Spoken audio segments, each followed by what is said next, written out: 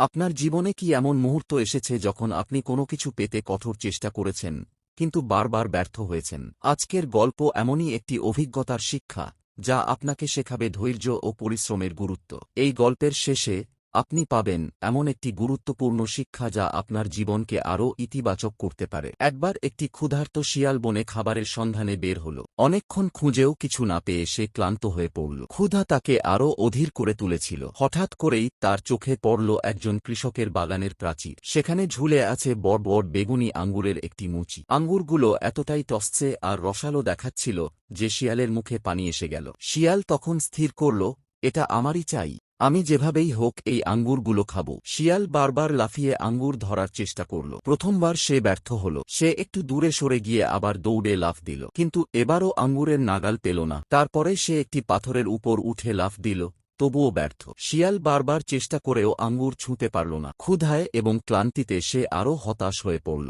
এই আঙ্গুর নিশ্চয়ই টক। অবশেষে সে রাগে ফুঁসে উঠে নিজেকে সান্ত্বনা দিয়ে বলল, এটাই ভালো যে আমি এগুলো খাইনি।